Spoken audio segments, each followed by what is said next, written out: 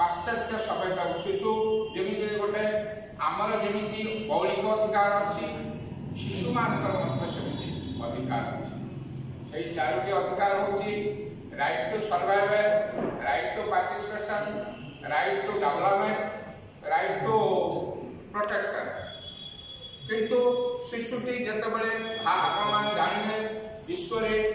42% होती शिशु, भारतवर्ष में 45% होती शिशु एवं आम ओडिशा कथा को देखा 39% होती शिशु। तेणु से जेहेतु भोटर अधिकार नहीं से प्रति सारा विश्व में नेग्लिजेंस है।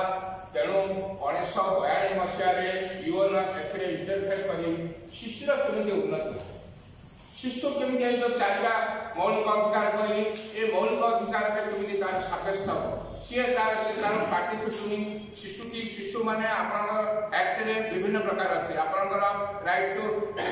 एजुकेशन एक्ट अलग, juvenile justice care and protection act अलग, विभिन्न प्रकार एक्ट शिशु शिशुर कोठे 16 वर्ष, कोठे 18 वर्ष, कोठे 4 ରୁ 14 वर्ष एमती विभिन्न प्रकार एक्ट अच्छे। तेणु संक्षेप शिशु को जब नियाले आपन को अप टू 16 वर्ष पर्यटन दिया सो फार इंडिया इज कंसर्न। सो तेणु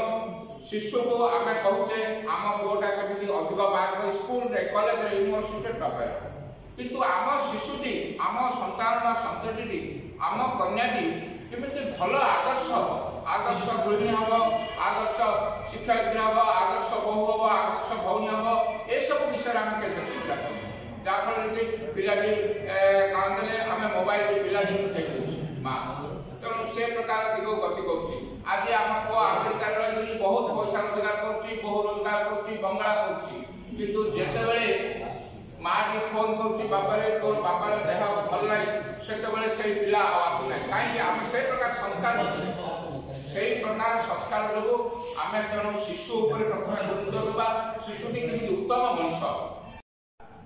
बहु इंग्लैंड रहा किंतु आम बापा माँ ये पढ़ी कहीं पचारे। तेणु मोर अनुरोध शिशु को विकसित करूँ, शिशु को मनुष्य करूँ, शिशु को जहाँ दरकार जहाँ नेसेसिटी आपण करूँ उद्देश्य रखिब गोटे भल मनुष्य गोटे चरित्रवान पिला केते रोजगार करने बड़ कथा नहीं दरकार पैसा दरकार जीवन में रहा किंतु भल मनुष्य शिशु हेले जोटा कि वर्तमान संसार अभाव होती। तेणुक मोर आपण मैंने मत दुई पद कहवाक सुजोग देखार चिर उपकृत एवं यही साहित्य अवसर को धन्यवाद मोर।